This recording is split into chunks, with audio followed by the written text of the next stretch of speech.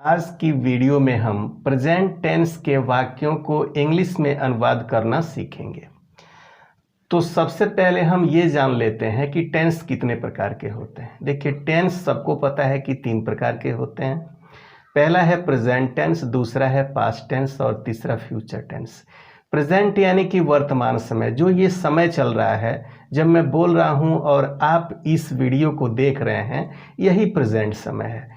जो बीत चुका है वो पास्ट टेंस है यानी भूतकाल है, और जो आने वाला है जिसके बारे में हमें पता नहीं है वो हमारा फ्यूचर टेंस है। इतनी तो सबको जानकारी है, आप भी जानते हैं, मुझे पूरा विश्वास है। तो चलिए, प्रेजेंट इंडेफिनिट टेंस के वाक्यों का ट्रांसलेशन आप कैसे करेंगे, इसको जानने से पहले आप ये जान लीजिए कि प्रेजेंट इंडेफिनिट टेंस के वाक्यों की क्या पहचान होती है। प्रेजेंट इंडेफिनिट टेंस के वाक्यों के अंत में ता है। यहाँ देखिए, ता है, जैसे पढ़ता है लगा होगा, ता है, ती है, ते हैं, ता हूँ। एग्जाम्पल के तौर पे देखिए कि मैं पढ़ता हूँ, ता हूँ लगा हुआ है। वे पढ़ते हैं, ते हैं लगा हुआ है। तुम पढ़ते हो तो ते हो लगा हुआ है। लेकिन इन वाक्यों को ध्यान से देखने पर पता ये चलता है कि निश्चित नहीं है कि कब पढ़ते हो। तुम पढ़ते हो लेकिन निश्चित नहीं है कि कब पढ़ते हो, इसीलिए इन वाक्यों को हम इनडेफिनिट कहते हैं, यानी अनिश्चित होता है। जैसे राम खेलता है, राम तो खेलता है, ये सही है, लेकिन कब खेलता है इसकी जानकारी हमें नहीं मिलती है, इसलिए ऐसे वाक्यों को हम प्रेजेंट इंडेफिनिट टेंस में रखते हैं। अब दूसरी बात आती है कि पहचान लिया आपने, अब इनका ट्रांसलेशन आप कैसे करेंगे। तो देखिए, हर एक हिंदी के वाक्यों को ट्रांसलेट करने के लिए आपको सबसे पहले सब्जेक्ट लिखना होता है, उसके बाद आप वर्ब लिखते हैं। ठीक है, इंग्लिश में जब उसको बनाते हैं तो सब्जेक्ट के बाद वर्ब लिखते हैं, उसके बाद आप ऑब्जेक्ट लिखते हैं। जबकि हिंदी के वाक्यों में ऐसा नहीं होता है। हिंदी के वाक्यों में सब्जेक्ट होता है, ऑब्जेक्ट होता है और अंत में आपका वर्ब होता है। खैर, तो हम इसको बनाना जब शुरू करेंगे तो एक एग्जाम्पल से आप उसको अच्छी तरह समझ लेंगे। जैसे यहाँ लिखा है, वह आम खाता है।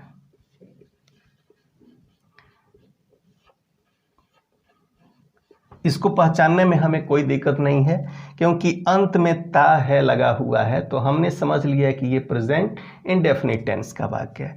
अब इसका ट्रांसलेशन आप कैसे करेंगे। सबसे पहले आप सब्जेक्ट लिखेंगे, तो इस वाक्य में सब्जेक्ट हमारा वह है। कैसे पता चला कि सब्जेक्ट हमारा वह है?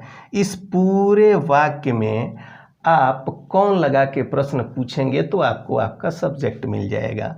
जैसे वह आम खाता है, कौन आम खाता है, तो उत्तर आता है वह, तो वह हमारा सब्जेक्ट हो गया। इसका अनुवाद आप सबसे पहले लिखेंगे, तो वह को आप लिखेंगे ही। अगर लड़की होती खाती है होता तो आप लिखते सी। ठीक है, अब खाने का, जैसा कि ये वाक्य का बनावट है, सब्जेक्ट के बाद हम वर्ब लिखते हैं, तो वर्ब हम लिखेंगे ईट। अब यही समझने की बात होती है, जब हमारा subject he, she, it, any name और सिंगुलर नंबर नाउन होगा तो हम वर्ब के फर्स्ट फॉर्म में यस या ई एस लगाएंगे। तो यहाँ हम देखते हैं कि हमारा जो सब्जेक्ट है वो ही है, इसलिए हम सब्जेक्ट में यस लगा देते हैं, तो हो गया ही इट्स। अब हमारे पास क्या बचता है? मैंगो, तो ऑब्जेक्ट के रूप में हम मैंगो लिख देते हैं। अब बहुत लोगों को कन्फ्यूज़न ये होता है कि ईट खाने का तो हमने लिख दिया, है कहाँ चला गया। तो देखिए, प्रेजेंट एंड डेफिनिट टेंस के वाक्यों में है, हैं, हूँ, हैं, इसकी अलग से कोई इंग्लिश नहीं लिखी जाती है। तो ये आपको समझ में आ गया। आपको सबसे पहले सब्जेक्ट लिखना है, फिर वर्ब में यस या ई एस लगाना है, यदि वर्ब सिंगुलर नंबर नाउन है तब। फिर आपको ऑब्जेक्ट लिख देना है, कोई दिक्कत नहीं है। दूसरा एग्जाम्पल देखिए, वे हंसते हैं, ठीक है, तो वे का आप लिखेंगे दे, हंसने का होता है लाफ। तो यहां पर हम देखते हैं कि सब्जेक्ट हमारा प्लूरल है, यानी आई वी यू दे जो है वो प्लूरल नंबर नाउन के साथ हम वर्ब में कुछ भी नहीं लगाते हैं, यानी यस और यस नहीं लगाते हैं। तो यहां हम सीधे सीधे लिख देंगे दे लाफ, ये हमारा ट्रांसलेशन हो जाएगा। ठीक है, मुझे विश्वास है कि आप प्रेजेंट इंडेफिनिट टेंस के वाक्यों के अफर्मेटिव यानी स्वीकारात्मक, स्वीकार किया गया है, वह आम खाता है, वे हंसते हैं, ऐसे वाक्यों का ट्रांसलेशन आप कर लेंगे। उसके लिए एक फार्मूला आप लिख लेंगे। सबसे पहले आप लिखेंगे सब्जेक्ट, फिर लिखेंगे वर्ब, और इसमें SRES प्लस ऑब्जेक्ट, और उसके साथ और कुछ भी दिया है तो वो आप एक्सेट्रा में रख लेंगे। ठीक है, अब सब्जेक्ट आपका जब सिंगुलर नंबर नाउन होगा, एक वचन होगा, तभी आप वर्ब में यस या ईएस लगाएंगे। यदि सब्जेक्ट आपका प्लूरल होता है तो आप वर्ब में कुछ भी नहीं लगाएंगे, वर्ब का फर्स्ट फॉर्म ही रख देंगे। अब चले आते हैं, सीख लेते हैं प्रेजेंट इंडेफिनिट टेंस का निगेटिव सेंटेंस हम कैसे बनाते हैं। तो इसको हम इरेज कर देते हैं।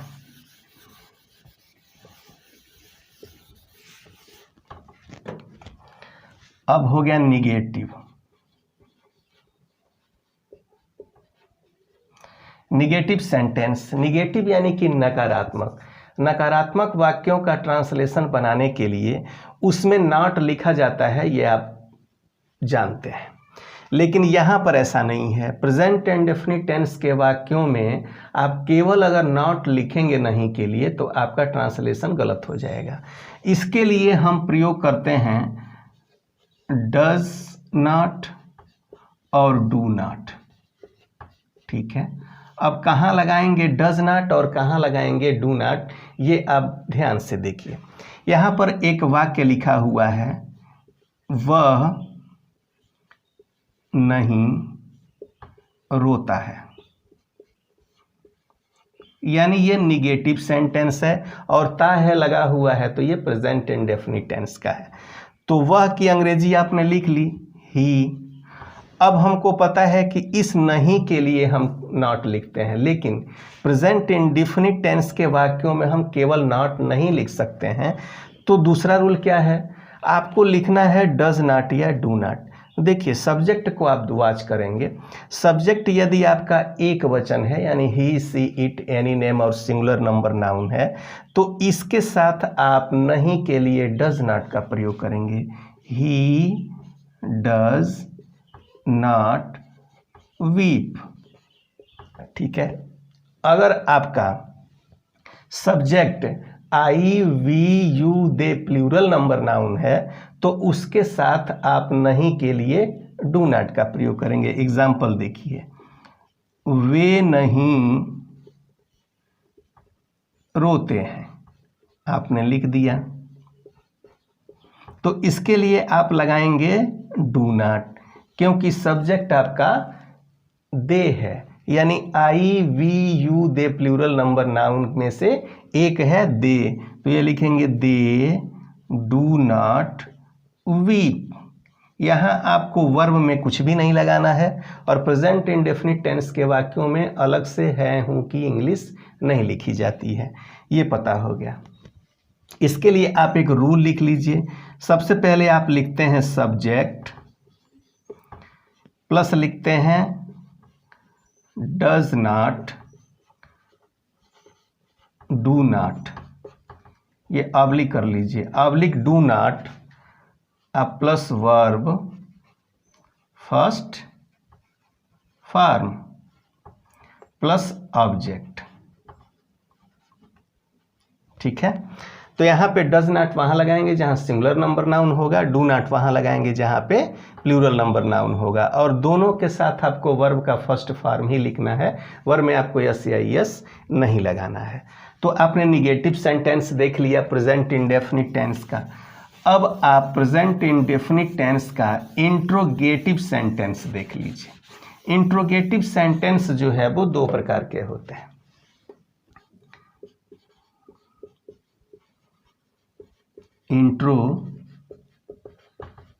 इंट्रोगेटिव सेंटेंस यानी कि प्रश्नवाचक वाक्य। ये दो प्रकार के होते हैं। एक ऐसे वाक्य होते हैं जिनमें प्रश्नवाचक वाक्य जो है, प्रश्नवाचक शब्द वो वाक्य के पहले ही लगा होता है, जैसे क्या वह जाता है, क्या वह सोता है, क्या वे जाते हैं, क्या तुम जाते हो, ऐसा करके है तो क्या हमारा पहले लगा होता है।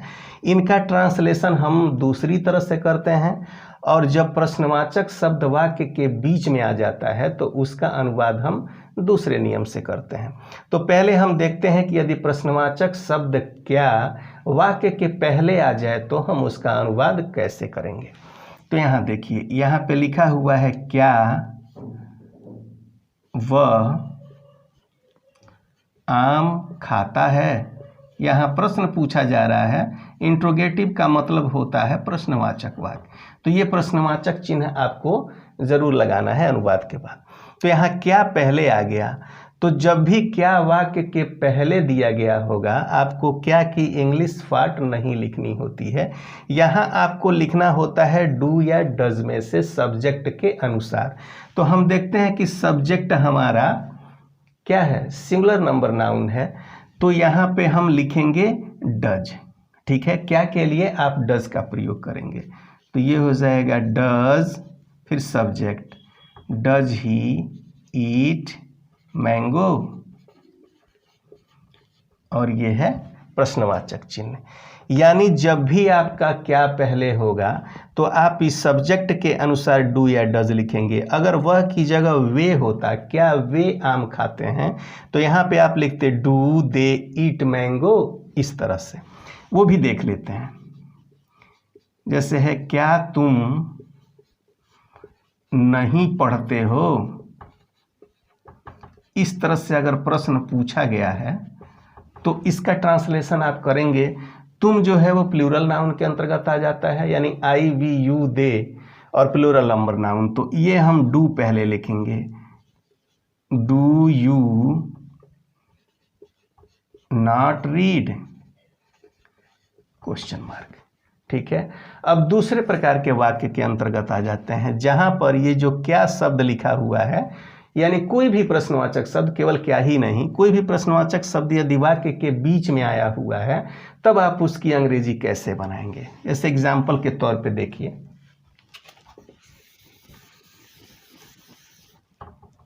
एग्जाम्पल के तौर पे वह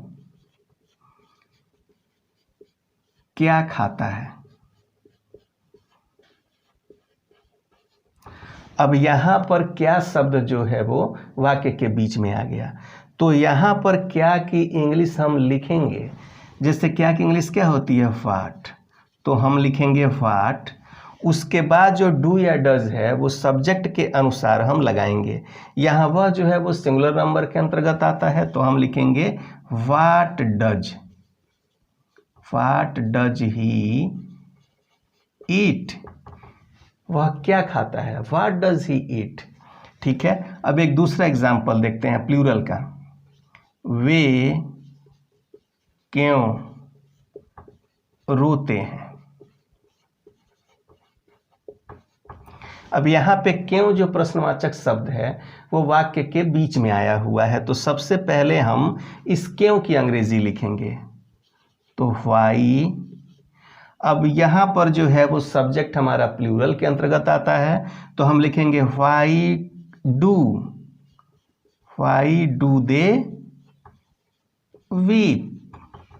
दे वीप, वे क्यों रोते हैं। इस तरह से हम देख लिए कि यदि वाक्य में प्रश्नवाचक शब्द पहले आता है तो हम किस तरह से ट्रांसलेट करेंगे, और बीच में आता है तो किस तरह से ट्रांसलेट करेंगे।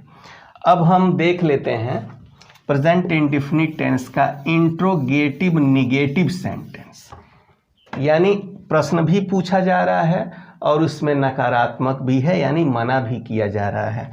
तो ये भी दो प्रकार का हो गया, सेम टू सेम वैसे जैसे इंट्रोगेटिव का है, जैसे क्या वह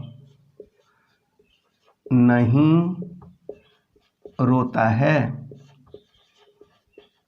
अब देखिए इसमें प्रश्न भी पूछा जा रहा है और यहाँ पे नहीं लिखा है, यानी कि नकारात्मक भी है। तो इसका ट्रांसलेशन करने के लिए हम क्या करेंगे, अगर क्या पहले है तो क्या की अंग्रेजी हमें नहीं लिखनी है, ये आपको पता है। तो लिखनी क्या है, हमको सब्जेक्ट के अकॉर्डिंग लिखना है। तो सब्जेक्ट हमारा है वह, तो हम यहाँ पर लिखेंगे डज, डज ही। अब यहाँ पे नहीं के लिए आप नॉट लगाएंगे, ठीक है। तो डज ही नॉट वीप, ये आप क्वेश्चन मार्क लगा देंगे, ये आपका ट्रांसलेशन हो जाएगा, ठीक है। एक दूसरा एग्जाम्पल देख लेते हैं। क्या वे नहीं खेलते हैं?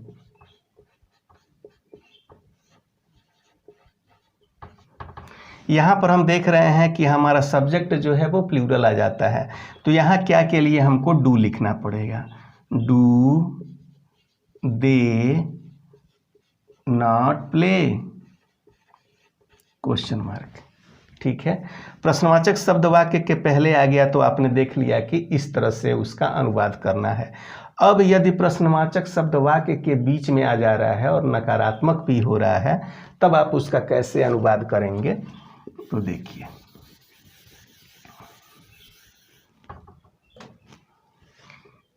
वह कहाँ नहीं रहता है, ठीक है। अब यहाँ कहाँ जो शब्द है वो वाक्य के बीच में आ गया, तो सबसे पहले हम इस कहाँ की अंग्रेजी को लिखेंगे। तो वेयर मीन्स होता है कहाँ, वेयर। फिर देखेंगे कि सब्जेक्ट हमारा सिंगुलर है कि प्लूरल है। यदि सिंगुलर है तो फिर डज लगाएंगे। तो यहाँ पे सिंगुलर है तो लिखेंगे वेयर डज ही नॉट, रहने का लीव, क्वेश्चन मार्क लगा दिए, ठीक है। फिर एक दूसरा एग्जाम्पल देखते हैं। तुम कब नहीं रोते हो, इस तरह से आपका वाक्य आ गया। कब जो है वो प्रश्नवाचक शब्द है, इसलिए इसकी अंग्रेजी अब आपको पहले लिखनी है क्योंकि यह वाक्य के बीच में आया है। तो यहाँ लिखेंगे व्हेन, तुम प्लूरल है तो लिखेंगे do, when do you not weep, question mark. इस तरह से आपने देख लिया कि प्रेजेंट इंडेफिनिट टेंस को कैसे ट्रांसलेट करते हैं। प्रेजेंट इंडेफिनिट टेंस में अफर्मेटिव सेंटेंस को कैसे करते हैं, निगेटिव को कैसे ट्रांसलेट करते हैं, इंट्रोगेटिव को कैसे करते हैं और इंट्रोगेटिव निगेटिव को कैसे करते हैं। मुझे विश्वास है कि यह आपको समझ में आया होगा। यदि वीडियो आपको पसंद आया है तो इसको आप लाइक कर दीजिएगा, दोस्तों के साथ शेयर भी कर दीजिएगा, और अगर मेरे चैनल पे नए हैं तो मेरे चैनल को सब्सक्राइब करना मत भूलिएगा। अगले वीडियो में मैं आपको प्रेजेंट कंटीन्यूअस टेंस के अफर्मेटिव, निगेटिव, इंट्रोगेटिव और इंट्रोगेटिव सेंटेंस के बारे में पूरी जानकारी दूंगा। तब तक के लिए धन्यवाद।